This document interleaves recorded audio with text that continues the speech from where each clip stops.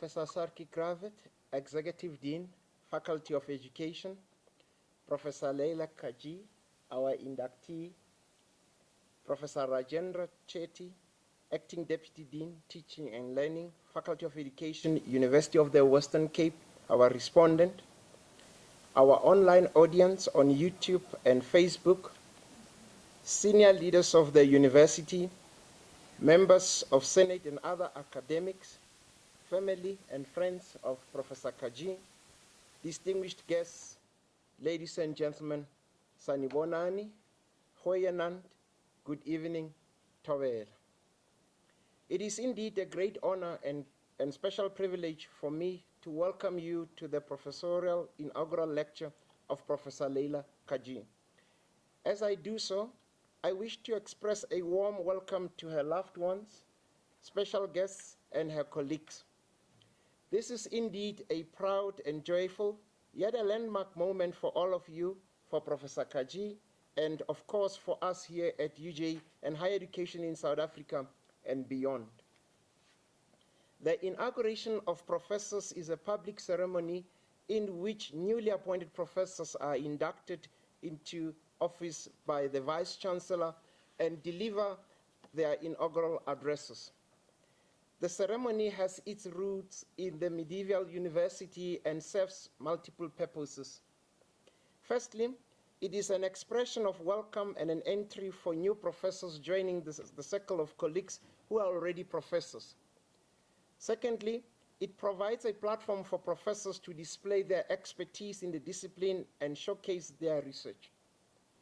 In isiXhosa we say, ukuthweswa isidanga kwisigaba sobujingalwazi. This, loosely translated, refers to assuming the role of the professor. Of course, in colonial traditions subscribed to by universities, this refers to the gown and the cap. Traditionally, the wise would accept a blanket, ingubo. Once we have listened to the inaugural address, the gown or ingubo donating the professorship will be formally assumed. Today, we gather to bear witness to the entry of Professor Kajee to the illustrious community of scholars at the university. It is a celebration of the contributions to the discipline and ultimately the impact on society. Professors provide a university with its identity, character, and academic legitimacy and integrity. The inaugural lecture is a rite of passage following the confirmation of the appointment of the person as a professor. This evening, we will listen to Professor Kajee as the gown goes to town. By this, I mean that the power of the inaugural address is when the expertise is showcased beyond the corridors of the university and reverberates with society. It stands out as a moment of pride for the incumbent, the family, fellow scholars, the university, and ultimately society. For the German philosopher and diplomat Humboldt, a university referred to the whole community of scholars and students engaged in common search for truth. Newman talked about teaching universal knowledge. Recently, universities have been viewed as instrumentalists serving the purpose of the economy or utilitarian in purpose. I would hope that we break out of these narrow conceptualizations and reflect on the university as contributing to the public good. Edward said in an article on defiance and taking positions, offers a formulation of the ideal role of the true intellectual as, and I quote, one who commands a vast knowledge of his or her discipline, who is rigorous in the analysis of literature, who views being an intellectual as a vocation, the intellectual who considered it necessary to step into the public sphere and to speak truth to power, namely to question, interpret, and understand authority rather than consolidating it, to step out of the boundaries of the academy to connect oneself, to affiliate oneself, to align oneself with an ongoing process or contest of some sort, perhaps with the aim of improving the lot of the oppressed. The intellectual who functions as a kind of public memory to recall what is forgotten or ignored, to make the connections that are otherwise hidden, and to provide alternatives for mistaken policies, close quote.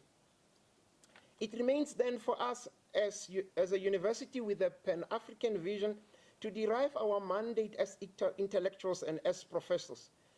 How do we embrace the role of a professor as a disruptor while continuing to be flagship carriers of our disciplines? This evening, we will listen to Professor Kajee as one further step into the journey of being a professor. This is a journey which does not culminate once this lecture has been given. It's a self-reflective pause in the journey of the professor with a promise of more to enrich our minds and simultaneously contributing to the rich intellectual body of work in the discipline. Let me now invite the Executive Dean, Professor Sarki Gravet, to introduce Professor Kajee. I thank you. Rea leboha. Siyabonga. Bayadanki.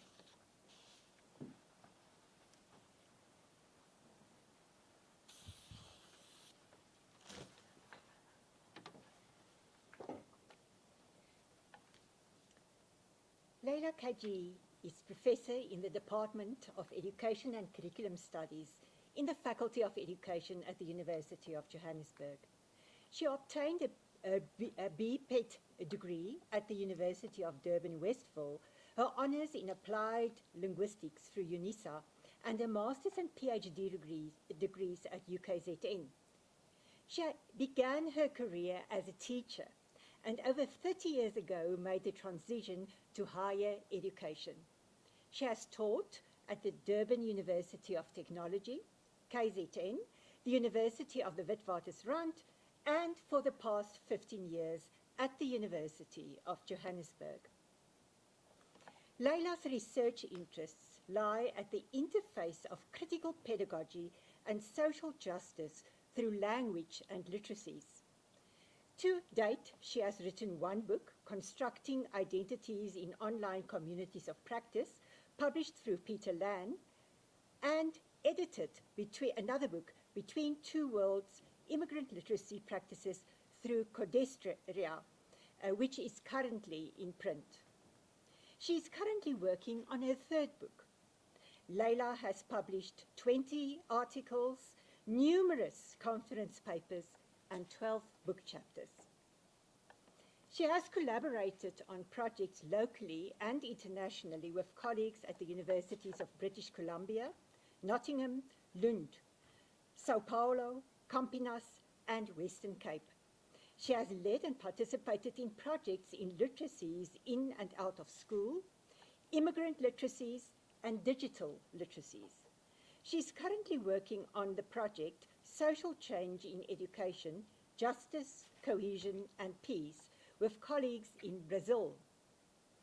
Over the years, she has raised almost 2 million rands in funds, which she has used to subsidize her projects and several student bursaries.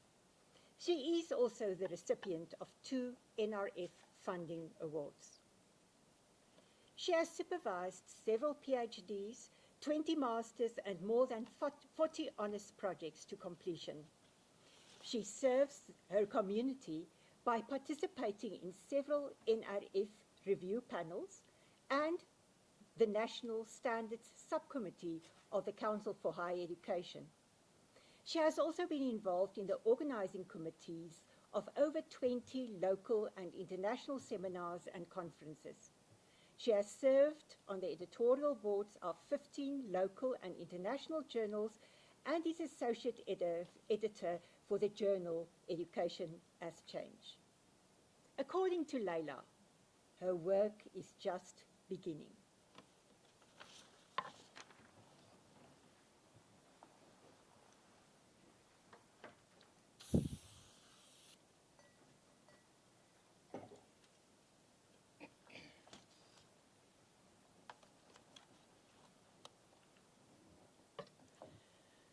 Good afternoon, everyone. I wish to acknowledge the presence of the Deputy Vice-Chancellor, Prof Mpedi, the Executive Dean of Education, Professor Sarah Gravett, and my colleagues, friends, and family who are present in some way here today. I'm greatly honored by your presence. I would also like to acknowledge my parents, Cecil and Marie Otto, who are no longer with us, but Mom and Dad, I know you are proud. I want to recognize my lovely family, Brad, Alia, Jahan, and Dikhlas, for your interest in my work, in my research activities, and your robust engagement around the dinner table. We call this playing ping pong. To Prof Chetty, my respondent, who has contributed to my work in untold ways, I thank you immensely. To Prof Gravett, thank you for giving me the gift of time and space to pursue my life's work. To my colleagues in ECS and the faculty, thank you for keeping me going always. To the sisterhood, you know who you are. Marupeng, Naz, Mems, Kat, Valencia, Pinky, Juliet, Shireen, Kibi, Raz, and Narina. And there are so many others of you. I value our chats, our laughter, and our copy so much. To my students, I would not be here today without you and your engagement. I have learned so much from you. To our faculty administrative staff, thank you for all your support. I would not be without you. Thank you to Berenice and her staff for their efficiency. And the final word for all friends and family we have lost to this terrible pandemic. We miss you so much. I am beyond humbled and honored to be part of this amazing community. In my overview, I'm going to provide my talk in two sections. First, I will talk to some of my theoretical underpinnings and themes, and then I will, in the second part, refer to my project, Between Two Worlds. Arundhati Roy said, "There's really no such thing as the voiceless. They're only the deliberately silenced or the preferably unheard." I titled my address today, Unheard Voices, Multiple Pathways to Literacy. I would like to talk to three issues close to my heart that have shaped my intellectual journey over 3 decades. Being critical, fostering change through social justice, and the road to social justice through language and literacies. I will also illustrate my work through research conducted in the Immigrant Literacies Project. My work lies predominantly at the interface of language and literacies, framed by critical theory and theories of social justice and transformation. Paulo Freire said, No pedagogy which is truly liberating can remain distant from the oppressed by treating them as unfortunates and by presenting for their emulation models from among the oppressors. The oppressed must be their own example in the struggle for redemption. The role of education as an agent of social change and development is unquestionable. Social change occurs when humans change. In the global South, quality education lies steeped in deeper concerns. Exclusion, injustice, inequality, violence, and conflict. And in South Africa in particular, because of apartheid capitalism. Each quest for quality education is tied to these bigger historical inequalities. Equality of access to good education is key to peace building and poverty reduction. However, education is not a neutral entity. The system is imbued with power struggles, transgressions, and dichotomies. Schools, for instance, are just as capable of reproducing social inequalities as they are of transforming our social world, according to Foucault.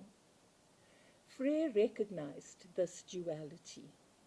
His view was that although education can serve to maintain opposing social orders, it is also used to liberate people and transform society. Critical theory as an overarching paradigm.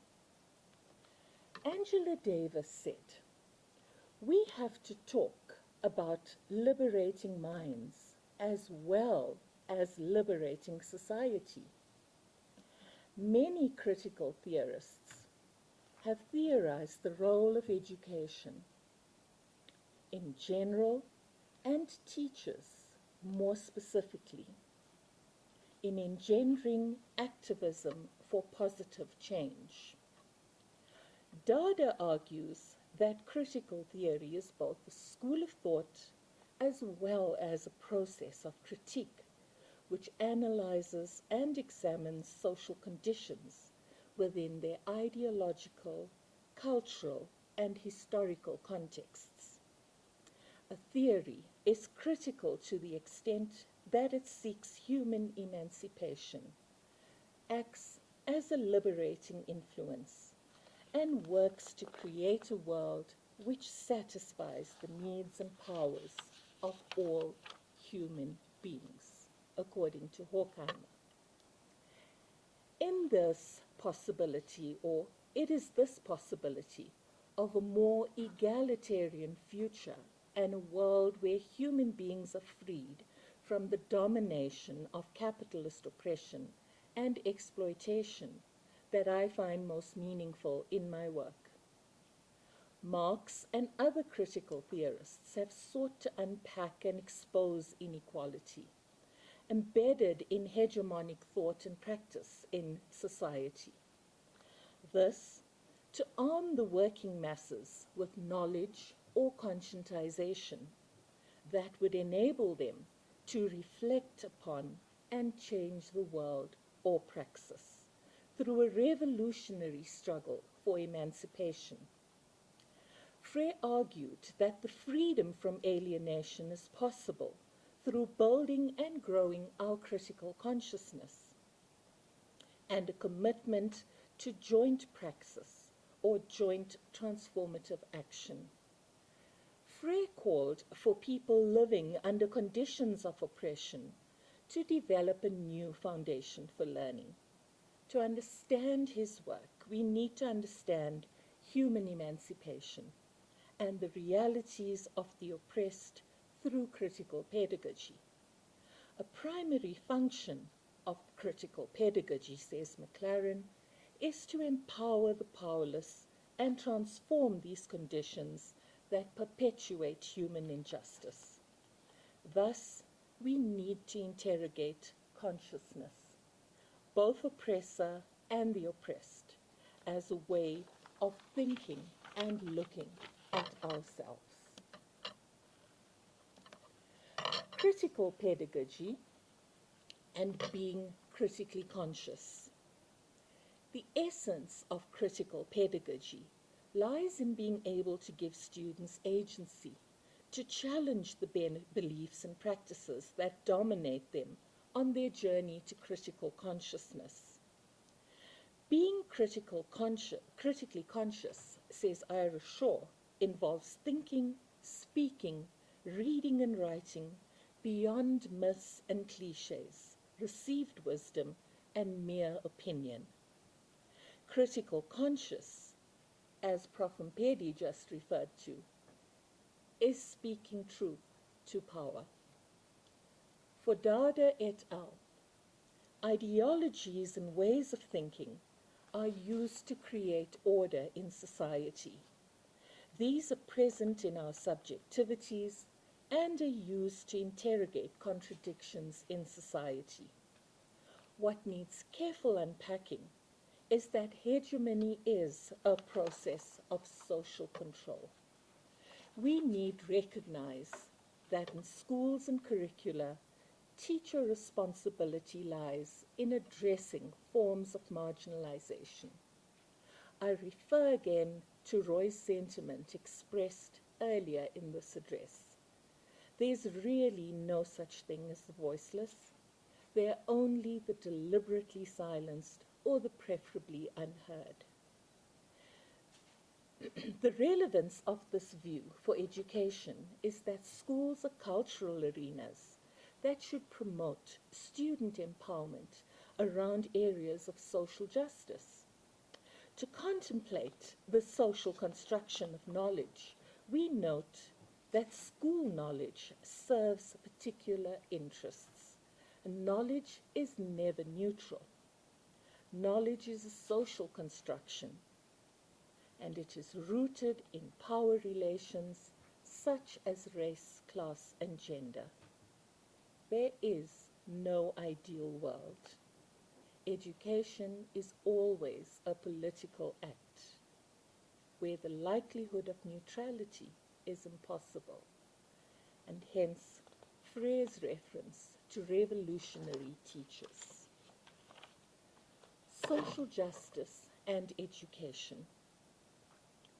While we are required to respond to the needs of all students, such responsiveness, says Leibovitz, in teaching and learning requires elements of empathy and sensitivity, an understanding of the structural and material conditions that affect academic progress in unequal societies is essential to teaching and learning. Hence, the education sector is constantly negotiating inclusivity. Inclusion embraces qualities such as democracy, openness, and a social justice approach. Despite tendencies to exclusivity, teachers need to reflect on how they may contribute to the process of inclusion and transformation in their teaching. Essentially, social justice refers to fair and just relations between individuals and societies. Linguistic social justice and education. Despite South Africa's colonial history, English is only the home language of about 9.5% of its population.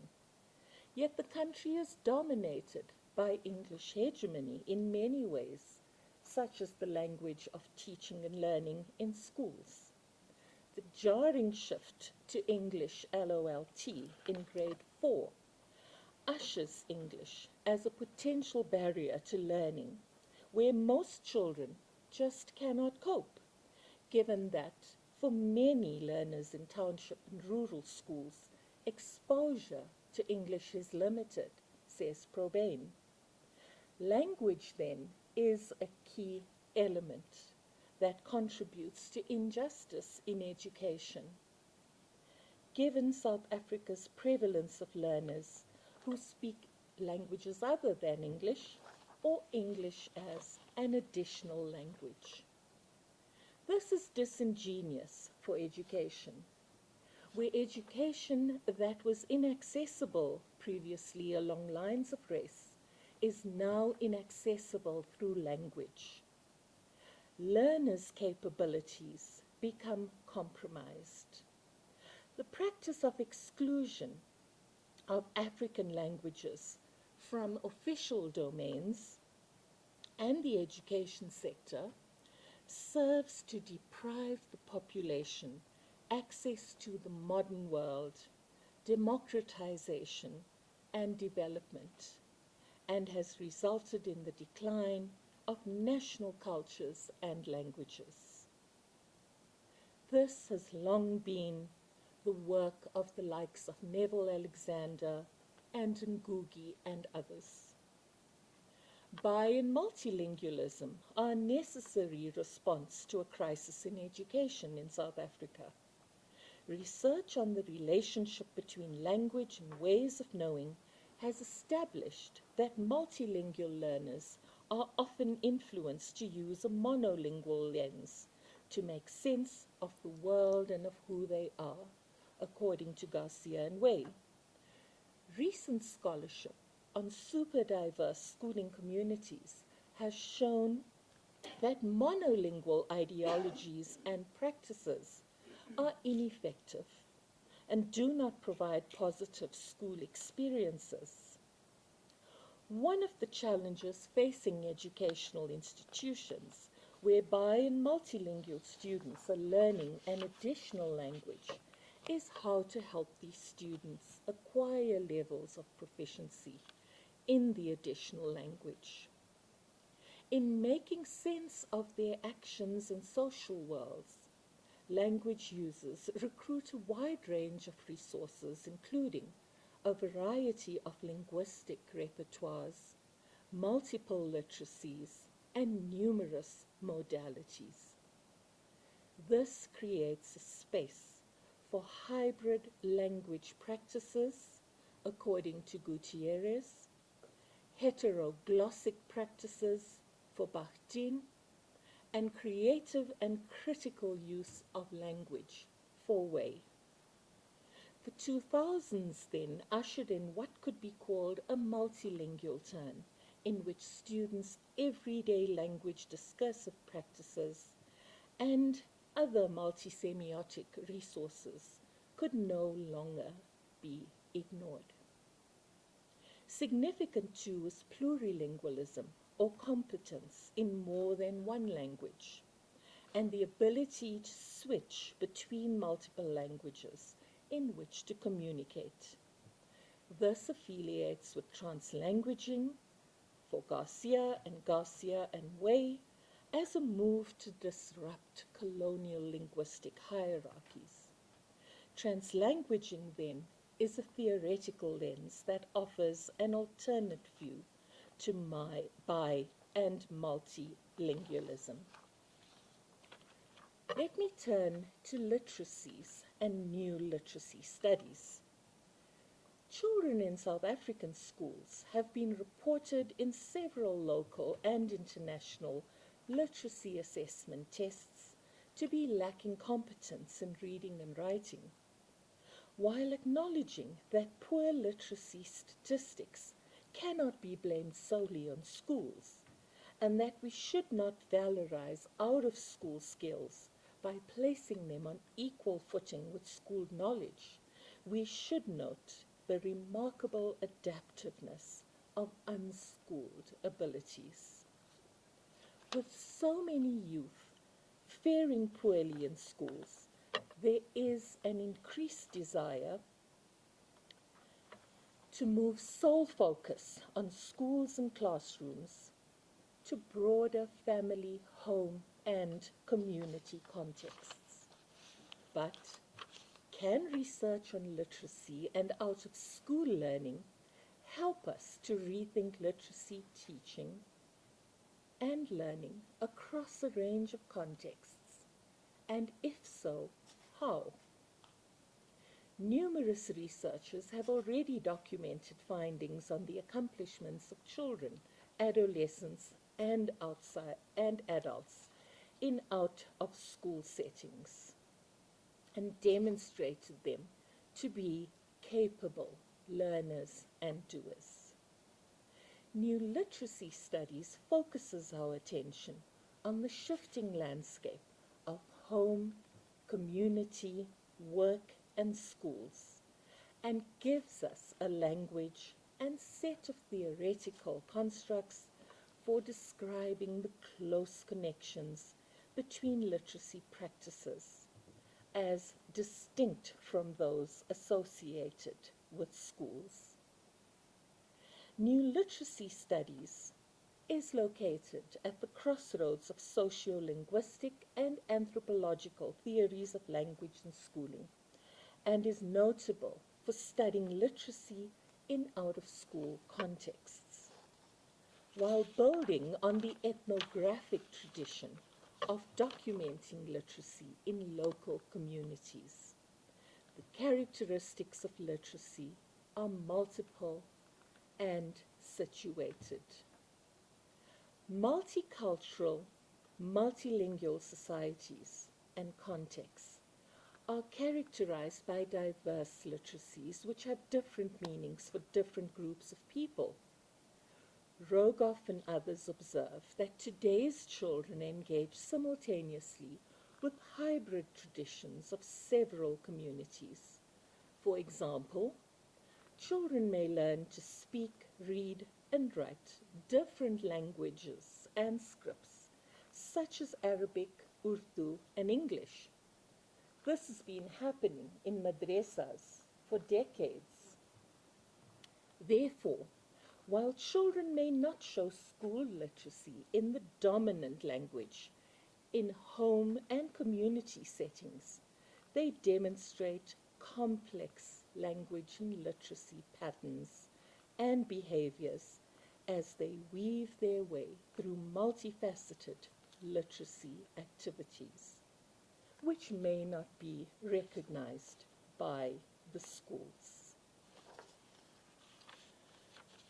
I will now turn to the second part of my address, where I discuss my project Between Two Worlds, Immigrant Family Literacies in and out of schools. I would like to acknowledge the NRF and CODESRIA for funding this project. Migrants and immigrants often maintain links with their countries of origin, which can affect how they construct their identities. Confronted with finding accommodation and jobs, education is another fundamental challenge that they face in a country where they are perceived to be cultural and linguistic outsiders. Family roles are affected and often must be renegotiated and synthesized. Most affected after the family is education. School becomes, for immigrant youth, the next most important societal institution. School is a powerful indicator of the child's ongoing and future well-being. For Suarez Orozco, the schools of the majority culture, however, can become sites of dissent. A reason for this is that the school is not a neutral, objective arena, as it has the goal of shaping people's values, skills, and knowledge bases, say Giroux, Foucault, and Frere. In such a school context, where institutional ideologies serve to control social practice, education is a challenge for immigrant children. Unlike their parents, immigrant youth find themselves straddling two worlds, neither fully part of the host country nor fully part of the parents' world, says Noguera. The reality is that access to homes is minimal and often hard to come by, and therefore there are few insights into home literacy practices. in the South African context. We had several points of interest. What is the relationship between school learning and immigrant learners' everyday lives? How can research on literacies and out-of-school learning help us rethink literacy, teaching and learning across a range of contexts? How could knowledge of social literacy practices be used to facilitate schooled teaching and learning? Given the vast gulf between children and youth who flourish and those who don't, the study further set out to investigate potential collaborations between the implications of formal classrooms and the informal learning. Our research sites ranged from Fordsburg, Florida, Hillbrow, Mayfair, and Yeovil, as well as the digital world. We spent time in schools, homes, small businesses such as hairdressing salons, and places of worship. The families came from a range of countries: Cameroon, the DRC, Pakistan, India, Turkey, Nigeria, and Zimbabwe. Data were gathered by collaborators and students using a range of ethnographic methods. I will present some of the data and key findings from a case study, as well as some implications these might have for teaching and learning. So while we have several case studies, I'm just focusing on some of the home aspects of one of them. Case 1, family literacy practices of 2 immigrant Cameroonian families living in Johannesburg. And for this, I would like to give credit to Doris Ngo. Genevieve, a Cameroonian immigrant mother living in South Africa, said, "We moved here for a better life, not only for us, but our children, and we can do that with education." Similar words are not uncommon among immigrant parents living in South Africa. The Cameroonian children come from a background where their home language is French, to others Pidgin, or one of the many indigenous languages of Cameroon. Cameroon has 2 major language communities, the Francophones and the Anglophones, as well as some 250 ethnic groups and almost 300 dialects. In this case, we worked with 6 children and their mothers. The research was conducted with the Mbong and the Fotsu families from Yeovil and Florida, respectively, mapping Cameroonian family literacy and language practices. The literacy practices that occurred at the Mbong and Fotsu homes included reading, such as magazines, newspapers, the internet sites, the Bible, watching movies, cooking, drawing, writing notes, and sporting activities.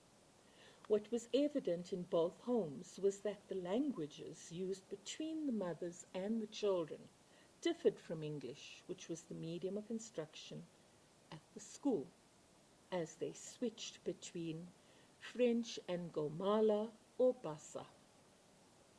Homes were decorated with masks, fabrics, and other artifacts from the homeland. Children code switched between English learned at school and the home language. Children also acted as language brokers and translated interview questions where they could for their mothers. By establishing these practices in the various domains, the disparity between languages used in the homes and schools was not unexpected. Parents appeared to hold a strong view on maintaining the home language. Mrs. Fotsu said, "The children struggle to read Gomala. Let's say they are struggling to have a good level of English. They cannot focus to have a good understanding in Gomala now. I fear they will lose it." One of the consequences faced by minority indigenous languages is the threat of language shift, which occurs in the home when a language is not transmitted to the next generation. And a language that shifts stands a chance of eventually, over generations, being lost to the family. Some of the children's views are also relevant. People did not talk to me because I could not hear them, so I didn't have friends, said Nana. The marginalization Nana feels is palpable. Reading was an important family literacy practice, and Miss Mbong was once observed sitting on the floor, paging through a storybook with her son in her apartment in Yeovil. The boy was engrossed in the story. The moment between mother and child was warm and supportive. However, different situations were described at school. Christiane, one of the children, said, "For me to stand and read in class leaves me shaking. Everyone is looking."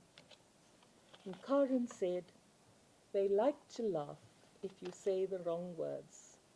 Children are constrained, isolated and judged when they are called to read in the classroom." The older ones were also digitally active. They had access to social media sites and communicated with friends and family members using messages on mobile phones, while younger children played games on their parents' phones. With the increasing use of technology, the internet is used to bring people together across the diaspora and facilitates the compression of time and space, affording virtual movement across socio-cultural borders.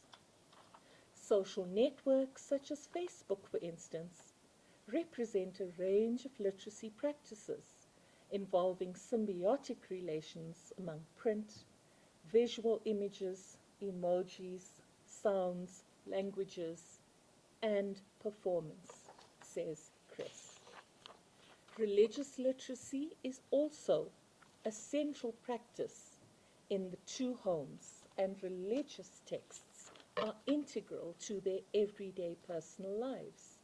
Religion and language are both important symbolic markers to their cultural identities. Mrs. Fotsu brought a prayer book written in Gomala from Cameroon to South Africa. This text is very precious to her, and she doesn't allow the children to page through it without permission. Cooking was a precious practice observed in both households. Mrs. Fotsu was observed teaching her sons and daughters to cook, mediating the process of cooking, beans in this instance, to her children until they gain competence. And thus children gain knowledge about literacy when they participate in such household chores. Thus, literacy practices are purposeful and embedded in broader social goals and cultural practices. At home, the children felt valued through helping with multiple literacy activities, such as drawing up lists, engaging with technology, and so on. At home, they were valued as fluent in English by their parents. Thus, knowing English was becoming to accord them a certain prestige. Transnationals, then, shuttle between communities to learn additional languages in a new country. This provides them with opportunities to enact new hybrid identities. The participants saw themselves as adjusting to their new social spaces without giving up what is home country culture and language. Appadurai's concept, ethnoscapes, may be used to describe L2 learning as landscapes of persons who constitute the world in which we live, to describe movement into new social spaces. I would like to turn to some of the implications of work in this field. We need to start drawing on the funds of knowledge. The funds of knowledge of children and parents to bridge communities and classrooms. We need to acknowledge the expertise of parents and communities and welcome what these children bring to the classroom. In so doing, crossing boundaries of race, class, and gender to enrich literacy engagement. Schools are catalysts in the process of empowerment and should enhance social justice. The current deficit model of home-school congruence undervalues parents. Minority parents need to be involved as equals in the process of learning. Thus, we need to alter power relations and support minority cultural capital. So, there are a few key questions then that I would like to pose as a way to move forward for educators and schools. What do we know? What do we need to know about a particular situation? What do we know about our own or societies or school suppositions about these situations? And what can we do to make things better? So, in conclusion, I would also like to close with the words of Arundhati Roy. If we were to lose the ability to be emotional, if we were to lose the ability to be angry, to be outraged, we would be robots.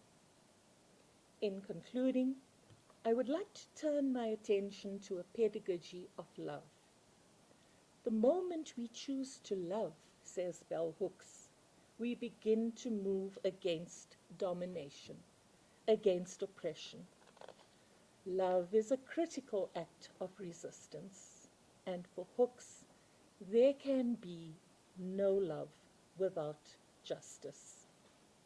She continues, to speak of love in relation to teaching is already to engage in a dialogue that is taboo. The love that Hooks speaks of is not based on patriarchal notions of affection. Instead, we need to see love as action towards societal change for the betterment of humanity. This, according to Merkel, 2021. This conceptualization of love is a much more radical one. Dada's conceptualization of a pedagogy of love requires us to be critical of the current situation and system, and to question what we have been taught. This is just common sense. I thank you.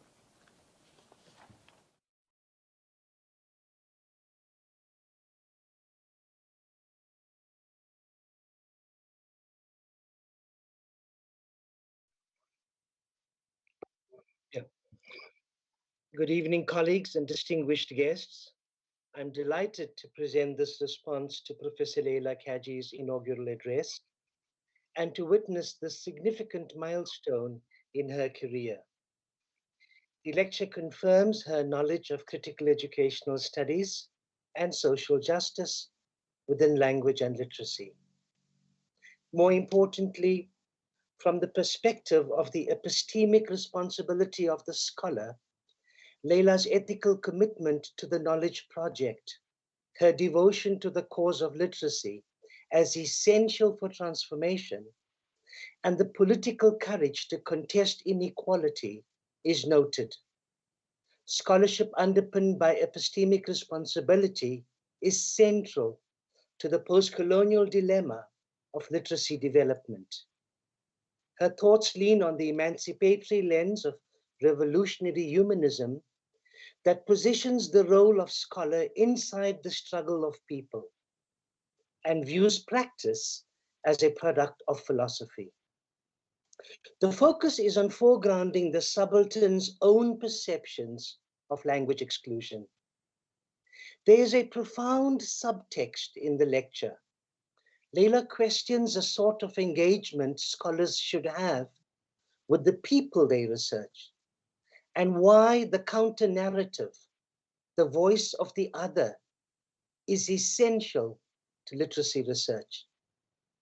The lecture advocates a decolonial approach that promotes experiences and knowledge of marginalized people. The foregrounding of critical theory, concomitant with meaningful case studies, allowed easy access to a contemporary crisis in South African education. The question of literacy, the deepening divide based on race and class with regard to reading achievement, and the abdication of the state to address the fundamentals of public education is a moral issue. How can teachers who may themselves have been taught in systems that reinforce inequality disrupt the discourse that blames children for low achievement? The premise of the lecture is that inequality in the social system based on race and class is central to low literacy levels among disadvantaged communities. 3 decades of educational transformation with 4 major curriculum changes simply meant changing the positionalities of actors in the power relations, mostly from patriarchal Afrikaner nationalists to patriarchal African nationalists. Neville Alexander cautioned that the end of apartheid would not bring about the end of class exploitation, and we note this clearly in the 2 different worlds of schooling. Democracy has not resulted in creating the conditions in which agency and voice can emerge. Those on the margins remain unheard. When people on the margins tell stories to researchers of their knowledges other than what schools value, languages like Gomala, Basa, and Fotso, they feel listened to. The silent other transforms from constructors, agents, and disseminators of knowledge. It is evident that narrative research is valuable in understanding the linguistic and emotional impact of a range of phenomena such as immigration, exclusion, and poverty. Social scientists often attach more value to an objective outside view and less importance to the voice of insiders. Hence, Professor Kajee's wider, deeper, and longer research focus on the out-of-school literacy experiences is significant. We are made aware of the power of language, how it disempowers parents and children who do not speak school languages, the violence of learning to speak against the home language, against the ruptured and broken speech of dispossessed and displaced people. Standard English is not the speech of the majority of South African children. It is the mask which hides the loss of so many unremembered tongues, all those sounds of diverse native communities we will never hear. Leila's research into literacy is a tool of resistance. Surely the state realizes the dangers of low levels of literacy among such a large portion of the populace? The lecture rightly considers language as an institution that can be radically transformed, and it inspires us to imagine possibilities beyond a wretched reality. And like the poet Rumi, Professor Kajee reminds us, there are many languages in the world, In meaning, all are the same. If you break the cups, water will be unified and flow together. Thank you.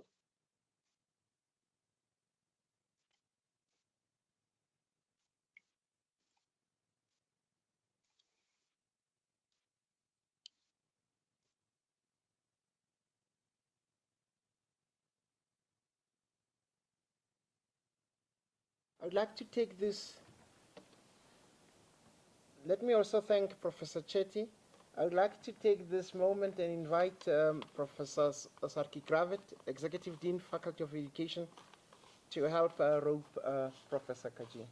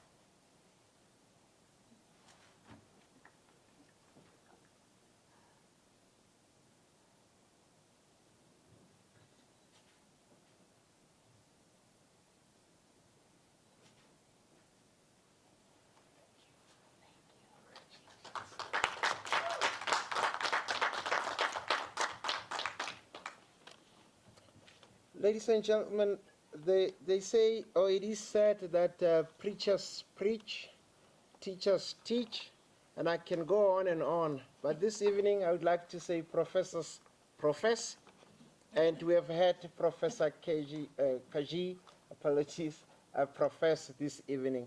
Congratulations, Prof. I really enjoyed your inaugural lecture. And in addition, I would like to thank Professor Chetty for that response. It really put everything together. So thank you very much, colleagues.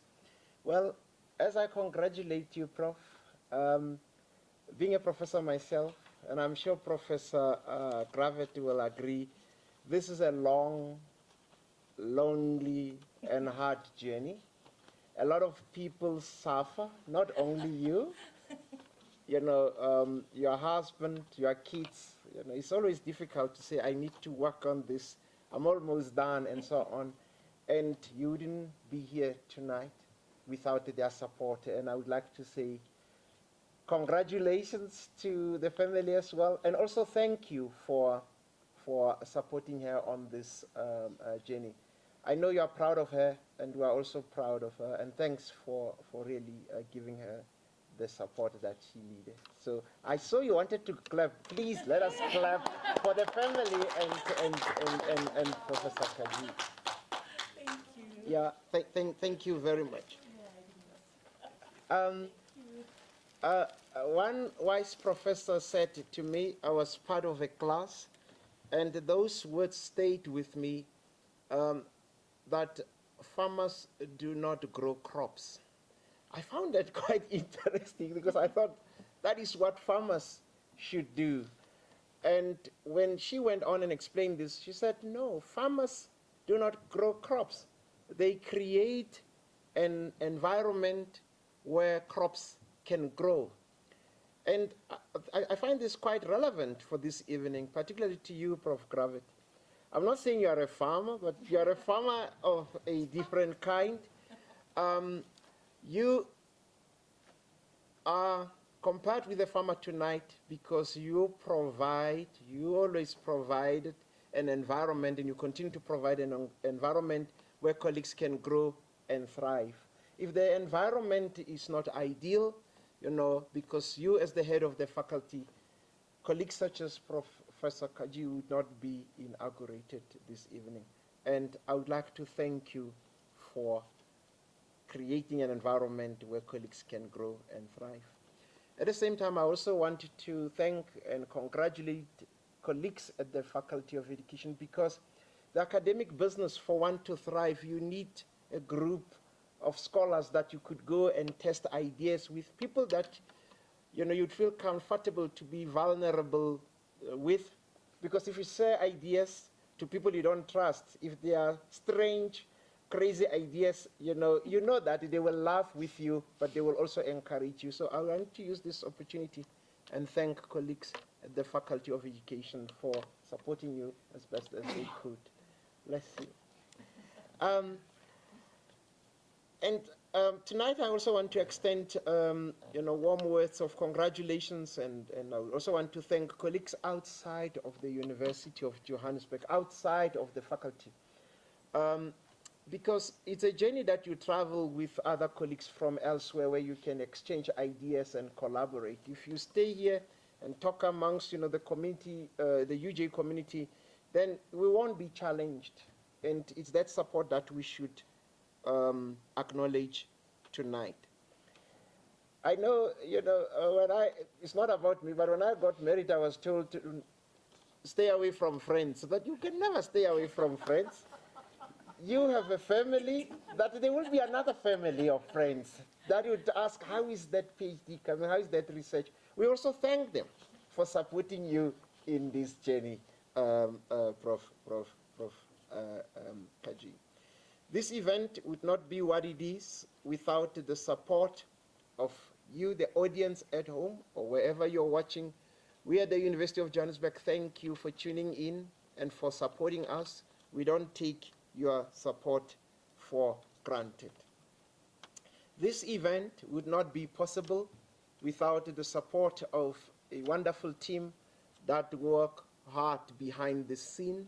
And I would like to acknowledge each and every one of you. I don't want to call you by names because I'm afraid I'll forget one of you. You know yourself. These are the people you'll never see. You'll only see us standing here in front.